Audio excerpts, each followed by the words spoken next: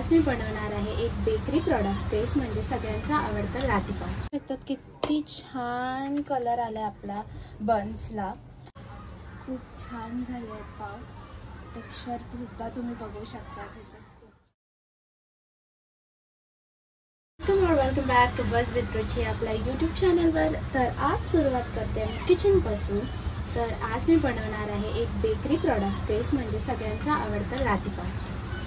लादीपाव म्हणजेच बन्स। तर आज आपण बन्स बनवणार आहे।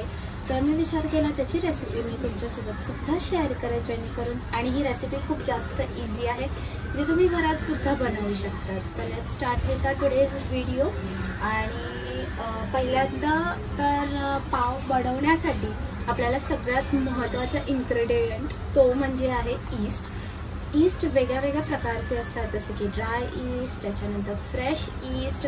फ्रेश ईस्ट जे असतं ते मार्केटमध्ये ना एक मोठं ब्लॉक मिळतो, अराउंड 500 ग्रॅम्सचं। पण ते मी सजेस्ट करेन की ते तुम्ही नका घेऊ, कारण की जर ते घेतलं तर ते तुम्ही एका टायमाला वापरून नंतर तुम्ही पाव हा किंवा कुठलंही प्रॉडक्ट जे ईस्टपासून बनवलं जातं ते आपण डेली बेसिसवर घरात बनवत नाही। तर त्याच्यामुळे मी तुम्हाला हेच सजेस्ट करेन की ते यूज करू नका। असं ड्राय ईस्ट मार्केटमध्ये कुठल्याही स्टोअरमध्ये मिळतं, तेच यूज करा।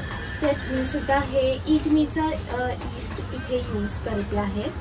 तर ते मी आता ईस्ट घेते आहे 2 टेबलस्पून ऑफ ईस्ट। तर इथे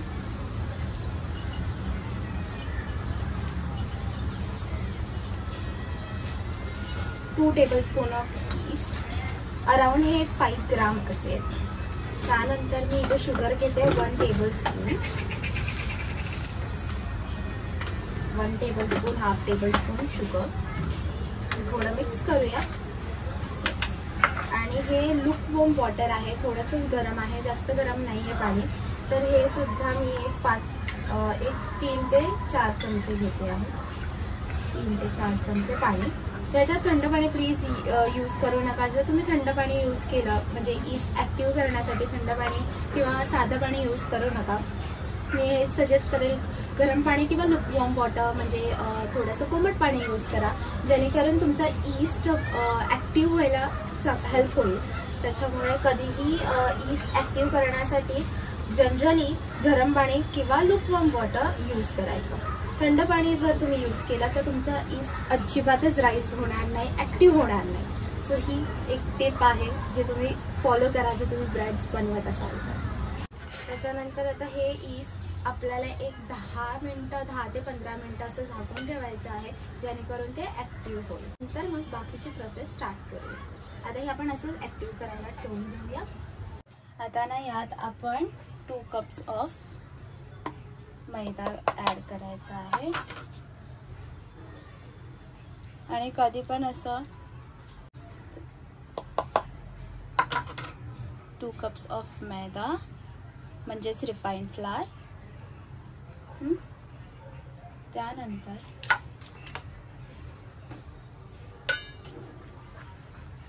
हे जे ईस्ट होतं आपलं ते फुललं आहे, ते सुद्धा मी यात ॲड केलं आहे। आणि हे छान मिक्स करून घेऊ। आणि आपल्याला याच्यात अर्धा कप तरी पाणी टाकायचं आहे। अर्धा कप तरी पाणी टाकून हे छान मळून घ्यायचं, एकदम सॉफ्ट असा डो।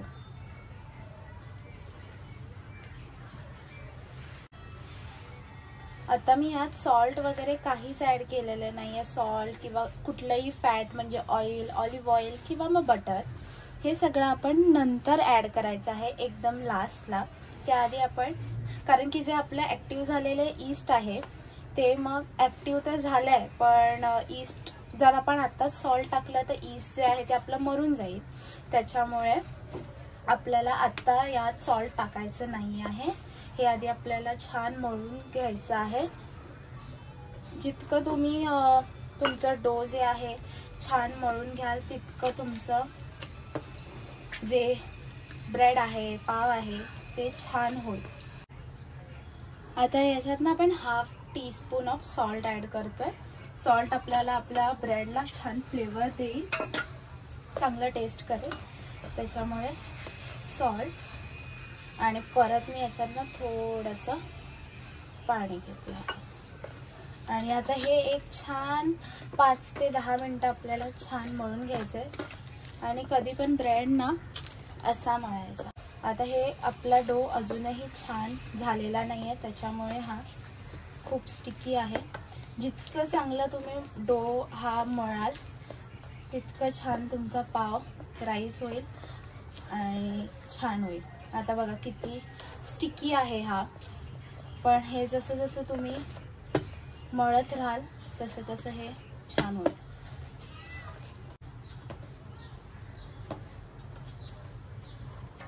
आता जवळजवळ मी याला 5 मिनिटं मळला. 1 टेबलस्पून ऑफ बटर आपण ॲड केलं.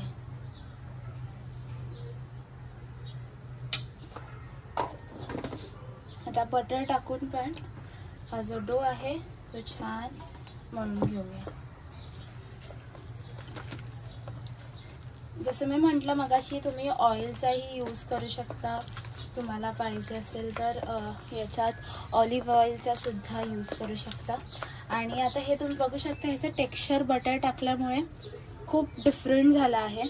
पण ह्याला सुद्धा आपल्याला छान एक 5 मिनटं तरी मळून घ्यायचं आहे, जेणेकरून ह्याचं टेक्स्चर परत डोच्या कन्सिस्टन्सीमध्ये होईल.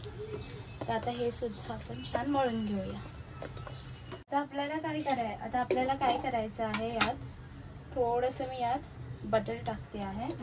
बटर किंवा ऑइल काहीही, हे जस्ट ना तुम्हाला असं स्प्रेड करायचं आहे, जेणेकरून आपला बटर खाली स्टिक नाही व्हायला पाहिजे.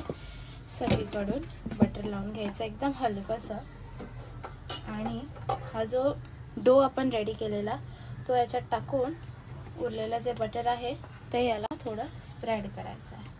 आणि किमान 1-1.25 तास तरी आपल्याला हा डो रेस्ट करायला ठेवून द्यायचा आहे. आणि ह्याचं जे बघा टेक्स्चर जे तुम्हाला दाखवते, हे बघा, हे असं एवढं सॉफ्ट तरी पाहिजे तुमचं डो. तर मग आता आपण हे रेस्टिंग करायला ठेवून देऊ.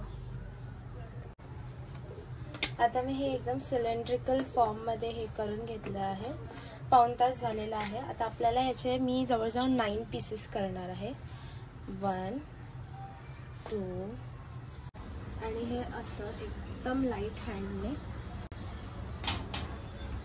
हे तुम्ही खाली ठेवून सुद्धा करू शकता, पण मी हँडवर घेऊन हे इझिली आणि हे आपण ठेवणार आहे. हे जे आहे टीन जे आहे, मी स्क्वेअर टीन घेतला आहे मोठावाला, याच्यात आपल्याला ठेवून द्यायचं आहे. एक एक करून असे सगळे एक एक करून रोल करून छान रोल करायचं आहे. मागून पण हे पूर्ण असं येत असलं पाहिजे.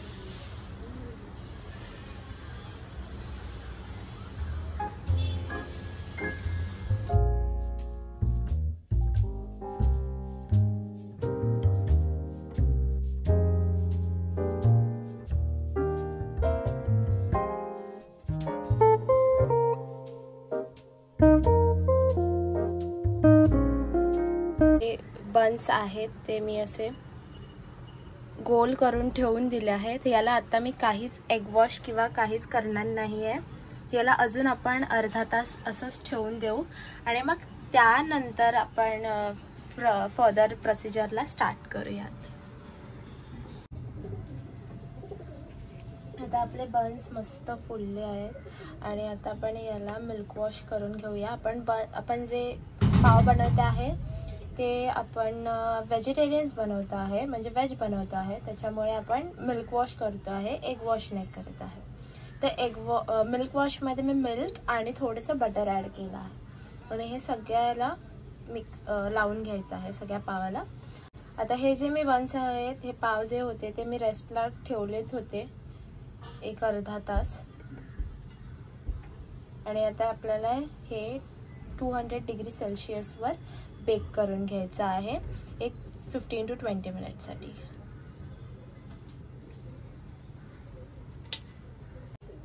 आता आपण आपले पाव काढलेत, रेडी आहेत. याला आता फक्त थोडंसं बटर ग्रीस करून घेऊ, जेणेकरून अजून त्याला शाईन येईल आणि ग्लॉसी पण दिसेल आपले पाव. जास्त नाही, एक हलकं थोडंसं बटर लावायचं आहे. आणि आता हे जे पाव आहेत ते छान थंड करायला ठेवून देऊयात आपण. तुम्ही बघू शकता किती छान कलर आला आपला बन्सला. आणि आता हे छान थंड होऊ दे आणि मग मी तुम्हाला कट करून दाखवते ते कसे झाले. गरम आहे आणि फ्लफी सुद्धा झाली आहे.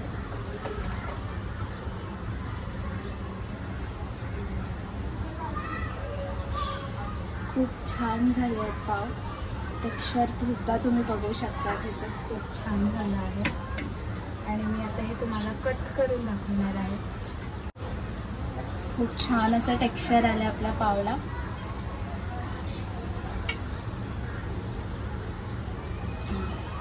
असे आपले पाव छान झाले.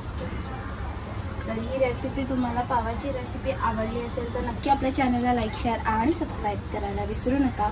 आणि तुम्ही पण असे मस्त पाव बनवू शकता तुम्ही तुमच्या घरी. आणि रेसिपी आवडली असेल तर लाईक आणि शेअर आपल्या चॅनलला नक्की करा. थँक्यू. भेटूया आपल्या नवीन व्लॉगमध्ये. Bye bye.